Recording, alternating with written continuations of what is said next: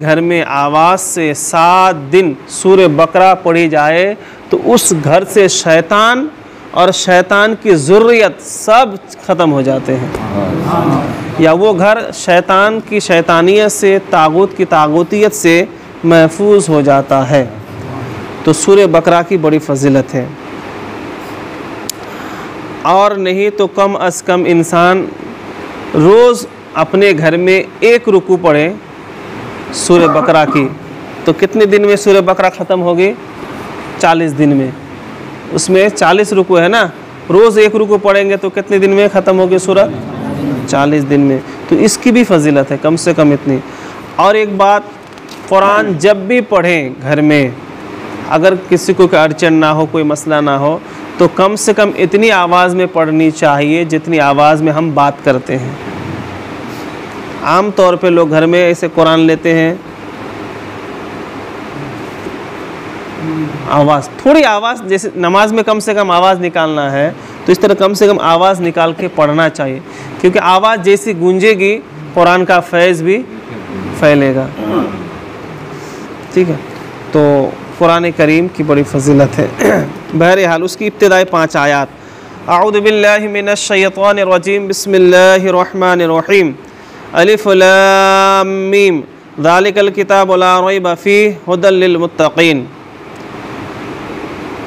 आला हज़रत फ़ाज़िल बरेलवी का तर्जमा है, वो बुलंद रुतबा किताब कुरान कोई शक की जगह नहीं, उसी में हिदायत है डर वालों को।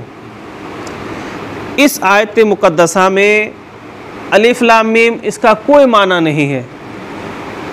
अलिफ लाम मीम इस तरह के और कुरान में है, अलिफ लाम रा, काफ हा या ऐन स्वाद हा मीम, इस तरह के हरूफ कुरान में आए हैं, उसको हरूफ मुक़त्तआत कहते हैं। उसका मतलब अल्लाह जानता है और हुजूर जानते हैं, बाकी कोई नहीं जानता कि उसका क्या मतलब है। महबूब जाने और मुहिब जाने, जिब्रील को भी पता नहीं कि अलिफ लाम का क्या मतलब है। तो कुरान में जहाँ जहाँ भी इस तरह के हरूफ है मुक़त्तआत, अलिफ लाम मीम, अलिफ लाम रा, काफ हा ऐन स्वाद हा मीम, है ना, ये सब का मतलब सिर्फ कौन जानता है? अल्लाह जानता है, और अल्लाह के फ़ज़ल से हुजूर जानते हैं, बाकी उसका कोई मतलब नहीं, बस कुरान का हिस्सा है, हमें पढ़ना है। ठीक है, अब आगे ज़ालिकल किताब, अल्लाह ये कह रहा है कि ये जो किताब है कुरान, एक ऐसी किताब है जिसमें शक शुबा की कोई गुंजाइश ही नहीं है, ला रैब है, उसमें शक और शुबा कर ही नहीं सकते हो, क्योंकि वो मेरा कलाम है, ये अल्लाह का कलाम है। अगर कोई कुरान में शक करेगा, शुबा पैदा करेगा, तो फिर वो ईमान से खारिज हो जाएगा। कुरान के एक एक हर्फ, एक एक नुक्ते पर हमारा ईमान होना चाहिए। अगर किसी ने एक नुक्ते पर भी शक किया तो वो ईमान से खारिज हो जाएगा। इसलिए अल्लाह ताला कुरान पढ़ने वालों को पहले आगाह कर रहा है, देख तू कुरान तो पढ़ने जा रहा है, लेकिन सुन, इसमें शक शुबा न करना। अगर शक करोगे तो फिर तुम्हारा ईमान ख़त्म हो जाएगा। तो ख़ुद अल्लाह कह रहा है कि ये जो है ला रैब किताब है, शक शुबा वाली किताब नहीं है, हुदल लिल मुत्तक़ीन, और ये किताब हिदायत उन लोगों के लिए है जो अल्लाह से डरते हैं, अल्लाह का खौफ रखते हैं। क़यामत का खौफ है, हशर का खौफ है, कब्र का खौफ है, मीज़ान का खौफ है, अल्लाह के यहाँ जवाबदेही का खौफ है, उसके लिए कुरान हिदायत है। और अगर अल्लाह रसूल का खौफ ही नहीं, क़यामत का ख्याल ही नहीं, कब्र की फ़िक्र ही नहीं, तो फिर कुरान उसके लिए हिदायत नहीं बन सकता है। इसलिए अल्लाह का खौफ रख के जब हम कुरान पढ़ेंगे तो कुरान से हमें हिदायत मिलेगी। ठीक है, अच्छा, मुत्तकी डरने वाले को कहते हैं। अब किससे डरना? अल्लाह रसूल से डरना, है ना। और मुत्तकी कहते हैं जो गुनाहों को तर्क कर दे। मुत्तकी उन लोगों को कहते हैं जो नमाज में खुशू व खुजू से जो है नमाज़ों को अदा करें, जो गुनाहों से बचे, जो नेकियों की तरफ बढ़े, जिसके दिल में अल्लाह रसूल का खौफ हो, ऐसों को क्या कहते हैं? मुत्तकी। जो गुनाह कबीरा को तर्क कर दे उसे भी मुत्तकी कहते हैं। अल्लज़ीना युमिनूना बिल गैब, और वो जो बेदेखे ईमान लाए। अल्लज़ीना युमिनूना बिल गैब, जो गैब पर ईमान लाए। हमने अल्लाह को देखा है, लेकिन हम क्या कहते हैं? अल्लाह है, वो भी कितने हैं? एक है। चाहे कोई कुछ भी कहे, कितना भी जुल्म और सितम करे, हम क्या कहेंगे? अल्लाह एक है। हमने देखा है, फिर कैसे कह रहे हैं? इसी को कहते हैं ईमान बिल गैब। हमने अल्लाह को देखा ही नहीं, पहली बात तो, वो भी कितने हैं वो तो बात की बात है, लेकिन तब भी हम क्या कह रहे हैं कि अल्लाह एक है। और इतना ज़्यादा जो है एतमाद के साथ कि इससे बढ़कर कुछ है ही नहीं। हम अपनी गर्दन कटा सकते हैं, कुछ भी नुकसान उठा सकते हैं, लेकिन हमें ये गवारा नहीं कि कोई अगर कहे कि अल्लाह नहीं है, कोई अगर कहे कि अल्लाह के अलावा कोई और माबूद है, नहीं, वह वहदहु ला शरीक है। हम हर हाल में यही गवाही देंगे, ला इलाहा इल्लल्लाह। लेकिन हमने देखा क्या? नहीं। तो इसको कहते ईमान बिल गैब। अल्हम्दुलिल्लाह हम तो बगैर देखे ही, और वो भी भरोसा किन पर है? अल्लाह के रसूल पर। हमने अल्लाह को तो देखा नहीं, लेकिन अल्लाह के रसूल ने हमें बताया कि अल्लाह एक है, बस हम मान गए। इसको कहते हैं क्या? ईमान बिल गैब। व युकीमुन सलात, और नमाज कायम रखे। जो लोग नमाज कायम रखते, नमाज पढ़ते हैं। व मिम्मा रज़क़नहुम युनफ़िक़ून, और हमारी दी हुई रोज़ी में से हमारी राह में उठाएं। और अल्लाह ने हमें जो कुछ भी दिया है, रोज़ी रोटी, पैसे दौलत, उसमें से थोड़ा राह खुदा में खर्च करें। अब उधर एक है ज़कात है, सदक़ा नाफिला है, वाजिबा है, जो भी अल्लाह ने हमें दिया है, हम उसमें से थोड़ा राह खुदा में खर्च करें, और करना चाहिए। ठीक है। और अल्लाह के इरशाद फरमाता है, वल्लदीना युमिनूना बिमा उनज़िला इलैका वमा उनज़िला मिन क़ब्लिक व बिल आखिरति हुम यूक़िनून, और वो के ईमान लाए उस पर जो आए महबूब तुम्हारे तरफ उतरा, और जो तुमसे पहले उतरा। यानी इससे मुराद जो पहले किताबें आई है, तौरेत, ज़बूर, इंजील और दीगर सहीफ़े, जो उन सहीफ़ों को मानता है, यानी तौरेत को, ज़बूर को, इंजील को मानता है।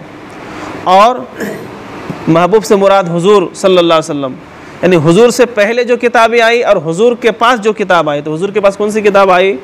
कुरान। तो जो कुरान को मानता है और कुरान से पहले वाली किताबों को मानता है, आसमानी किताबों को, सहीफ़ों को, और आखिरत पर यकीन रखें। क्या रखना है आखिरत पर? आखिरत से मुराद क़यामत का दिन, हमें हिसाब देना होगा। आखिरी दिन है ना वो, आखिरत आखिरी दिन है वो। उसके बाद फिर जहन्नमी जहन्नम में, जन्नती जन्नत में, मौत भी ख़त्म, सब किस्सा तमाम। बस दो ही जगह है, जहन्नम और जन्नत। आखिरी दिन, उस दिन को मानता हो कि वाकई क़यामत आने वाली है, उस दिन हमें हिसाब देना है और अल्लाह की बारगाह में हमें हाजिर होना है। जो इस चीज़ को माने, अल्लाह आगे इरशाद फरमाता है, उलाइका अला हुदम मिर रब्बिहिम व उलाइका हुमुल मुफ्लिहून। वही लोग अपने रब की तरफ से हिदायत पर है और वही लोग मुराद को पहुँचने वाले हैं। उलाइका अला हुदम मिर रब्बिहिम व उलाइका हुमुल मुफ्लिहून, ये बशारत है, खुशखबरी है, ये नतीजा है किसका? जो यहाँ बयान किया है। क्या? जो आखिरत, जो अल्लाह पर ईमान लाए, नमाज कायम करे, अल्लाह ने जो कुछ भी दिया उसमें से राह खुदा में खर्च करे, और हुजूर से पहले जो किताबें आई और हुजूर के ऊपर जो कुरान नाजिल हुआ इसको माने, और क़यामत के दिन को माने। जो इन बातों को माने और अपनाए और इन पर ईमान लाए, अल्लाह ने फरमा दिया वो हिदायत याफ्ता है, मतलब वो कामयाब हो गए, वो इम्तिहान में पास हो गए, और अल्लाह ताला इसके नतीजे में जन्नत अता फरमाएगा। जो अल्लाह की तरफ से हिदायत पाए और मुराद को पहुँचे तो कहाँ जाएंगे? वो जन्नत में जाएंगे। अल्लाह ने हिदायत भी दी और वो मुफ्लिहून, कामयाब भी हो गए। तो मोमिन आखिर कामयाब हो गए, कहाँ जाने वाले हैं?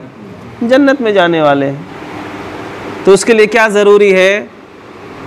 अल्लाह को बगैर देख के मानना है। नमाज कायम करनी है, नमाजों की पाबंदी करनी है, और अल्लाह ने हमें जो कुछ भी दिया है उसमें से थोड़ा,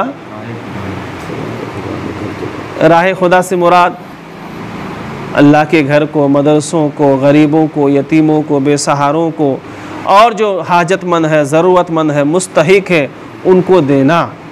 ऐसा नहीं कि बस सिर्फ अपने पास जमा होने दो, खुद दबा के खाते रहो, सड़ गल जाए तो फेंक दो, फ्रिज में दबा के रखो, लेकिन किसी गरीब को ना दो। ऐसा नहीं, बल्कि अल्लाह ने जो दिया है उसमें से खर्च करना चाहिए, और आखिरत के दिन को बरहक मानना है कि उस दिन हमें हिसाब देना है। यहाँ हम कुछ भी कर लें, लेकिन वहाँ हमारी पकड़ होगी, एक एक लम्हे का, एक एक ज़र्रे का, एक एक कतरे का हमें हिसाब देना होगा। अगर हम इन बातों को मानते हैं, इन बातों पर अमल करते हैं, इन बातों पर ईमान रखते हैं, तो फिर याद रखिए उसका नतीजा ये है जो अल्लाह ने कुरान में बयान फरमाया है कि अल्लाह ने, समझ लो, उन्हें हिदायत दे दी। समझ लो क्या, बल्कि अल्लाह की तरफ से हिदायत पा गए और वो सीधा जन्नत में जाएंगे। तो कितना आसान है ना। कामयाब होने के लिए मुश्किल काम है, मुश्किल नहीं है ना। हम अल्लाह को मानते कि नहीं, देखे हैं, बगैर देख के मान रहे हैं ना, तो एक बात तो हो गई। दूसरी बात, नमाजों की पाबंदी, वो तो है अल्हम्दुलिल्लाह, अगर नहीं है तो हमें करनी चाहिए। तीसरी बात क्या है कि अल्लाह ने जो कुछ भी दिया उसमें से थोड़ा राह खुदा में खर्च करना है। और राह खुदा का मतलब क्या हुआ, आप समझते हैं। और तौरे, ज़बूर, इंजील को मानना है, कुरान को मानना है, तो हम तो मानते ही हैं, और क़यामत आने वाले ये भी हम मानते ही हैं। तो फिर और जो इन चीज़ों को माने उनका नतीजा जन्नत है। बहुत आसान सी बात है, ठीक है। अल्लाह करीम हम तमाम को इन बातों पर अमल करने की तौफ़ीक़ अता फ़रमाए और जन्नत हासिल करने की तौफ़ीक़